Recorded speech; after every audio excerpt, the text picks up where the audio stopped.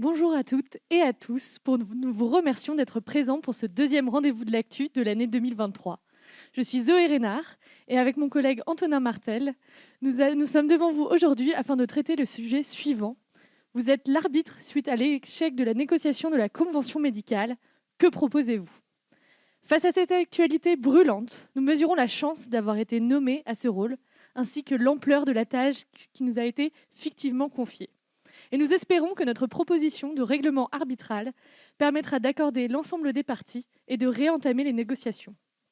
En effet, notre nomination fait suite à l'échec des négociations de la Convention médicale 2023-2027 ce 28 février dernier.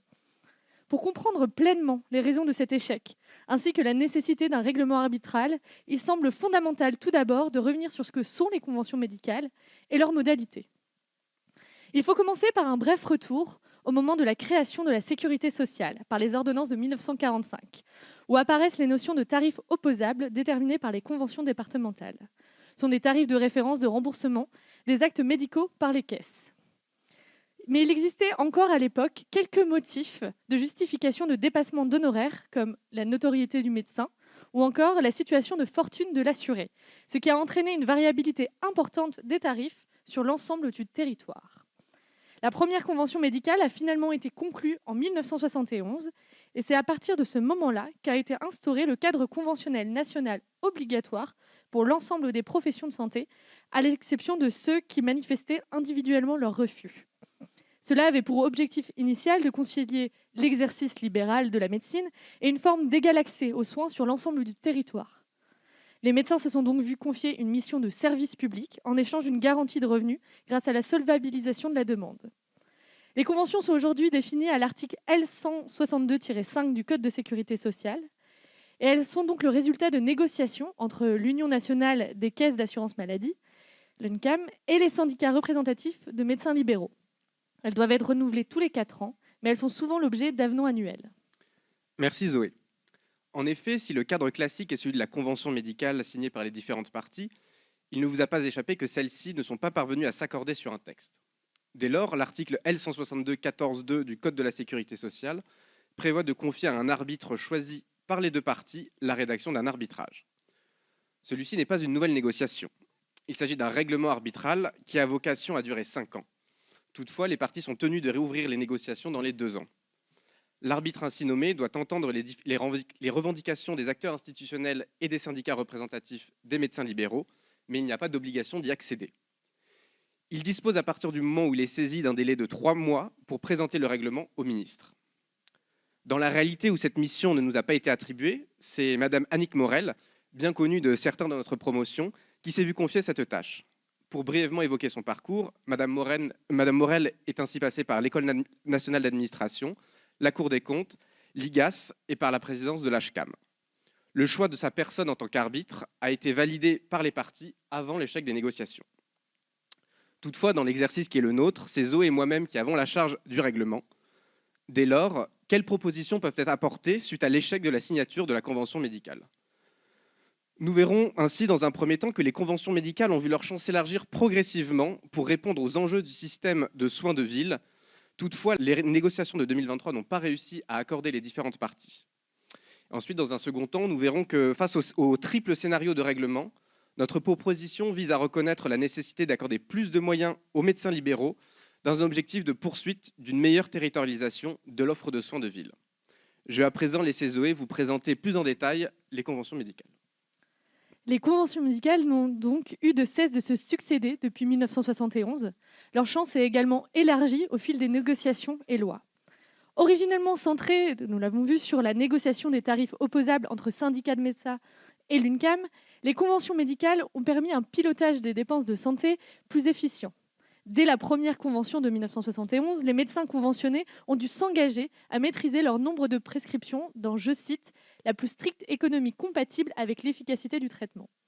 La Convention nationale de 1980-1985 crée la distinction entre le secteur 1 à tarif conventionnel et le secteur 2 à tarif libre. Mais elle mentionne également comme objectif une maîtrise concertée des dépenses de soins et la création d'une commission économique ayant pour but de prévoir et suivre les objectifs de dépenses. On peut constater que les conventions sont le produit de conciliation entre les intérêts défendus par la profession médicale, notamment la liberté tarifaire, et la nécessaire recherche d'une maîtrise de dépenses de soins. Mais au fil de ces dernières, le champ de conventionnement s'est étendu et d'autres dimensions de l'offre de soins de ville ont été abordées, créant des exceptions croissantes à l'exercice de la médecine libérale. La Convention de 1980, toujours, mentionne explicitement pour la première fois le rôle de la prévention et de l'éducation sanitaire. Les conventions de 1997 créent le dispositif de médecin référent assorti du premier paiement forfaitaire par patient pour rémunérer la tenue du dossier médical. Dispositif qui a été confirmé dans la Convention des médecins généralistes de 1998 avec l'introduction du principe des feuilles de soins électroniques. Donc on peut voir que les conventions médicales abordent de nombreux éléments qui touchent au système de santé français et non plus juste la question du tarif de conventionnement. Les conventions de la décennie 2000 vont aller plus loin encore dans la coordination et la territorialisation de l'offre de soins de ville, avec le statut du médecin traitant. Son rôle va d'ailleurs être réaffirmé en matière de prévention et dans le cadre du parcours de soins coordonnés au sein de plusieurs avenants. La lutte contre les déserts médicaux commence également à devenir un sujet important au sein des négociations. L'avenant numéro 20 sur les 31 composant la Convention de 2005 va créer une option conventionnelle destinée à favoriser l'installation des médecins généralistes en zone déficitaire, ce qui a été l'une des premières mesures fortes en la matière. Donc, cette multiplication à la fois des conventions et des avenants illustre bien les difficultés grandissantes de négociation depuis les années 1990. Les tensions entre les parties des conventions ont également été nourries par de nombreuses lois et ordonnances qui ont considérablement modifié le paysage conventionnel. Des conventions sont signées en 1993, puis annulées en 1996, puis resignées et réannulées en 1997 et 1998. De nombreux avenants sont produits jusqu'à un échec complet des négociations qui a amené à la mise en œuvre du premier règlement arbitral le 5 mai 2010. Nous n'en sommes donc pas à notre premier coup d'essai, rassurez-vous. Ce règlement avait donc reconduit la Convention de 2005, tout en accédant à certaines demandes des médecins, comme l'augmentation du tarif de consultation à 23 €, mais aussi en mettant en place certaines mesures favorisant l'accès aux soins, comme le développement du tiers payant social. Le choix s'était donc porté sur un règlement arbitral assez minimal. La Convention de 2016, donc la dernière en date, a également été au cœur de nombreuses tensions entre les partenaires conventionnels. Elle a fini par être signée par 3 syndicats, après des revalorisations importantes proposées par l'assurance maladie, comme le passage du tarif de consultation à 25 € ou encore la mise en place de dispositifs d'aide à l'installation dans les déserts médicaux. Certains syndicats ont reproché que ni la Convention ni les revalorisations n'étaient à la hauteur des besoins de réforme structurelle du système de santé. Elle a finalement été dénoncée unanimement par les syndicats de médecins en septembre 2022. Elle devait donc cesser d'exister maximum 6 mois après cette dénonciation, soit au 31 mars 2023. Ce qui a considérablement accéléré le calendrier des négociations dans un climat très tendu pour la Convention 2023-2027. Je vais donc laisser Antonin vous expliquer les raisons qui ont mené à l'échec des négociations et au recours à l'arbitrage. Effectivement, les différentes parties ne sont pas parvenues à s'accorder sur la Convention de 2023-2027, ce qui a abouti à la nécessité d'un arbitrage. Tout d'abord, j'aimerais revenir rapidement sur le contexte dans lequel se sont déroulées ces négociations. Celui-ci est en effet particulier pour plusieurs raisons. En premier lieu, la dernière convention, comme l'a évoqué Zoé, est difficilement parvenue à accorder les parties. Les sujets laissés de côté par celle-ci sont donc revenus sur le champ des négociations, ce qui annonçait avant même le début des négociations un climat tendu. En deuxième lieu, un contexte de sortie de crise sanitaire. Malgré les difficultés toujours présentes au sein de l'hôpital, celui-ci a pu bénéficier d'une hausse des moyens conséquents entre les politiques contracycliques, le fameux quoi qu'il en coûte, et les revalorisations des salaires des soignants suite au Ségur de la santé. En revanche, les médecins libéraux n'ont pas pu bénéficier de ces revalorisations, ce qui a pu renforcer les tensions. En troisième lieu, bien sûr, le contexte inflationniste, avec près de 15% d'inflation en glissement annuel, ce qui entraîne une perte de pouvoir d'achat et donc une demande de revalorisation pour supporter le coût de la vie. Enfin, en quatrième et dernier lieu, les difficultés d'accès aux soins pour un grand nombre de Français. On estime ainsi à près de 4 millions le nombre de Français et 600 000 personnes souffrant d'ALD qui n'ont pas accès à un médecin traitant. En somme, les enjeux auxquels devait répondre cette convention apparaissaient colossaux. Les revendications des médecins sont plurielles et sont portées par un nombre important de syndicats qui avaient d'ailleurs appelé au moment des négociations à plusieurs journées de mobilisation, fait rare pour cette profession. Il y a 6 syndicats de médecins représentatifs qui ont tenu les négociations face à l'UNCAM. On peut citer la Confédération des syndicats des médecins de France, Syndicat des médecins libéraux, la Fédération des médecins de France, MG France, Avenir Spé Le Bloc et Union française pour une médecine libre. Malgré leur diversité, les syndicats avaient plusieurs revendications communes. D'abord, la reconnaissance des difficultés de la profession. Les heures à rallonge, ce qui est décrit par les syndicats de médecins comme une surcharge administrative. Les obligations de rendement les contraindraient à ne pas pouvoir s'attarder sur les patients, les obligeant donc à travailler à flux tendu. Ensuite, la revalorisation du prix de la consultation. Les syndicats représentatifs réclamaient une hausse à 30 €, soit 20% d'augmentation sans condition, ce qui représente 5 € de plus qu'actuellement. De son côté, l'assurance maladie proposait une revalorisation sans condition de la consultation, mais seulement à 26,50 €, soit une hausse d'1,50 € par rapport au prix actuel, ce qui représente 6%. Elle proposait également une revalorisation de la consultation à 30 € sous réserve de la souscription d'un contrat d'engagement territorial de la part des médecins libéraux. Celui-ci impliquerait la prise en charge de nouveaux patients et la réalisation de permanences, notamment le samedi matin et en soirée. Enfin, elle proposait aux médecins des aides humaines pour qu'ils puissent se dégager du temps médical à destination des patients. Le coût de l'ensemble des mesures proposées par l'assurance maladie représentait près d'1,5 milliard d'euros, soit une hausse de plus de 50% par rapport au montant engagé dans la dernière convention médicale. Ainsi, les acteurs des négociations n'ont pas réussi à trouver de compromis et l'accord proposé par l'assurance maladie a été rejeté à l'unanimité par les syndicats représentatifs. En tant qu'arbitre, nous regrettons bien évidemment ce résultat. En effet, nous sommes attachés à la négociation collective et aux vertus du dialogue social. Nous espérons ainsi que nos propositions, étayées par la suite, permettront d'entamer cette période de transition de manière plus apaisée, autant pour les médecins libéraux que pour les millions de Français n'ayant toujours pas de médecin traitant. Je vais donc laisser Antonin vous présenter les différents arbitrages qui s'offraient à nous. En effet, l'arbitrage doit se faire entre 3 propositions qui tentent de concilier les intérêts des professions médicales et la nécessité de services publics. Le règlement peut s'orienter donc autour de 3 arbitrages qui peut prendre la forme dans un premier temps d'un règlement favorable aux professions médicales. Ce règlement viserait à accéder à toute une partie des requêtes des professions médicales. Cela permettrait de procéder à un arbitrage clairement en faveur des médecins et apaiserait les tensions qu'ont pu relever les syndicats. Toutefois, cette option de règlement présente des limites évidentes. D'abord symbolique, l'assurance maladie et le ministère apparaîtraient contraints par ce règlement. Ensuite, financièrement, le coût des mesures proposées par les syndicats de médecins, pouvant aller jusqu'à une revalorisation des consultations à 50 € représenterait une charge trop importante pour l'assurance maladie et pour les assurés. Enfin, plus durablement, en cas de future négociation, revenir sur de telles concessions serait très complexe, ce qui réduirait drastiquement les marges de manœuvre pour la suite. L'autre forme, ça peut être celle d'un règlement arbitral à minima. Ce règlement viserait quant à lui à reprendre de manière quasiment identique les propositions faites par l'assurance maladie durant les négociations. Il permettrait d'accorder l'arbitrage aux volontés de l'assurance maladie et d'entamer la période conventionnelle dans l'attente des négociations futures. Néanmoins, cette option présente une limite majeure.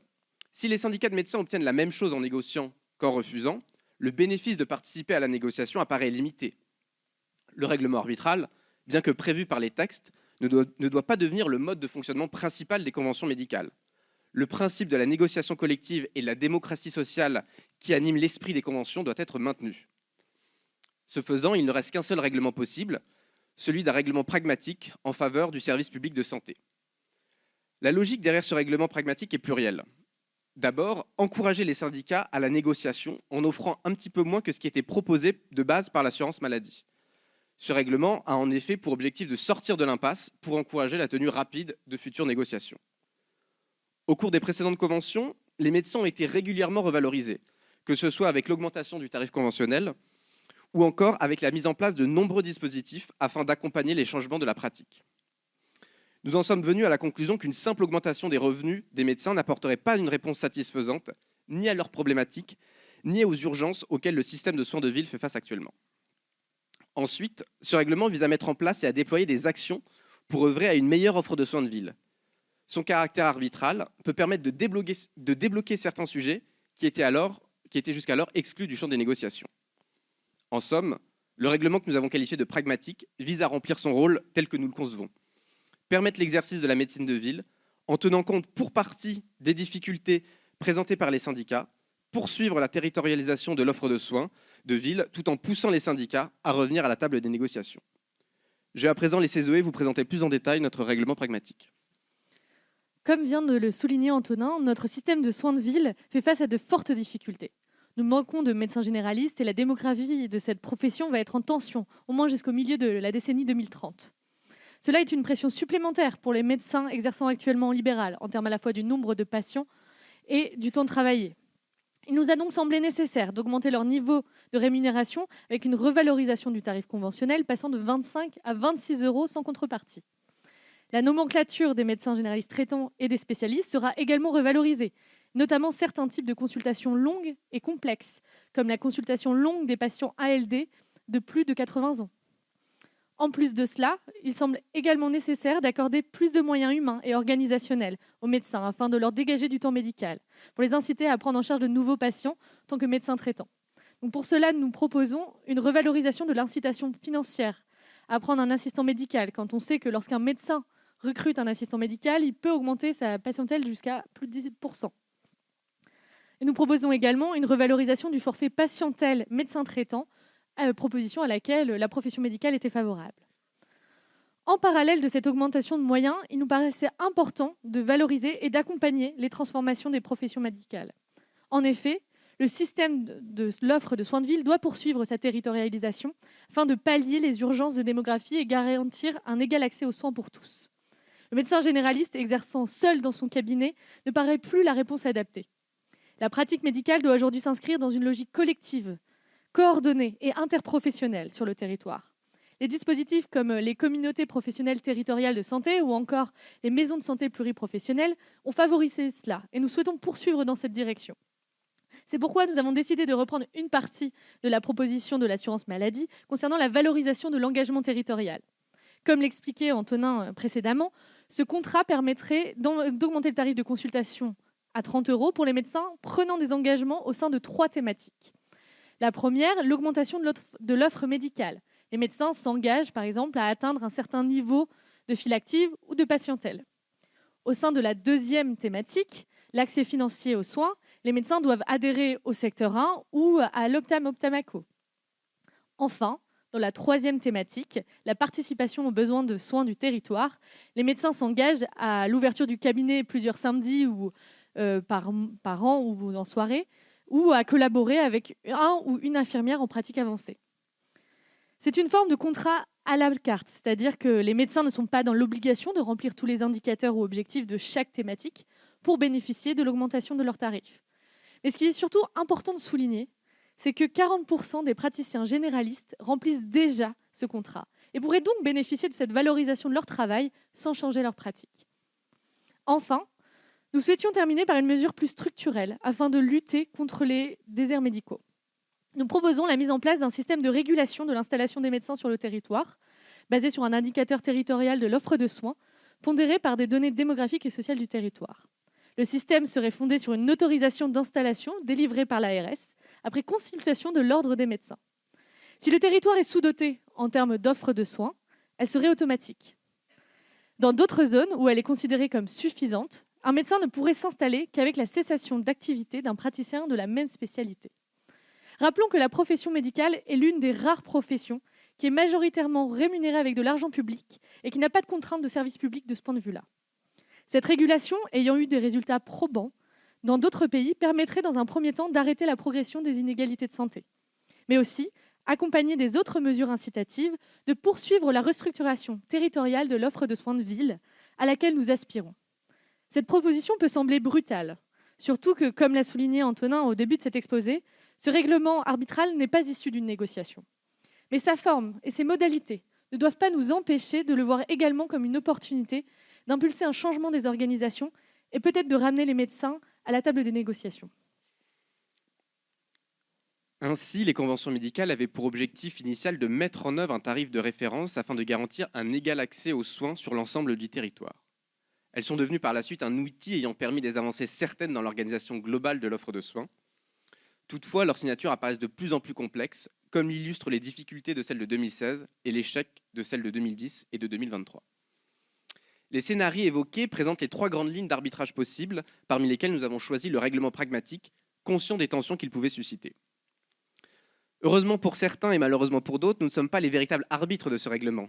Le règlement définitif, qui est en cours d'élaboration par Madame Morel, ne ressemblera peut-être pas du tout au nôtre. Mais nous avons souhaité nous concentrer sur les enjeux et urgences de l'accessibilité des soins de ville et sur l'incitation à réentamer dès que possible de nouvelles négociations à propos des dimensions plus structurantes que le seul volet financier, bien qu'il reste fondamental. Cependant, et à plus large échelle, il convient de s'interroger sur la pertinence et la finalité du cadre conventionnel. Ce modèle est-il encore une source pérenne et efficace pour organiser l'offre de soins de ville ? Faut-il abandonner le dialogue social pour une meilleure organisation théorique de l'offre de soins de ville, au risque de voir surgir le thème du déconventionnement dans le débat public et l'apparition d'un système de santé à deux vitesses ? La thématique du déconventionnement a d'ailleurs été mise en lumière pendant les assises du déconventionnement organisées au début du mois de mars par le syndicat de médecins de l'Union française pour une médecine libre, avec des tables rondes qui s'intitulaient « Faut-il toujours être conventionné ?» ou encore « Déconventionnement, mode d'emploi ». Sujet intéressant, certes, mais qui laisse quelque peu songeur. Mesdames, messieurs, merci beaucoup pour votre attention et à vos questions et remarques.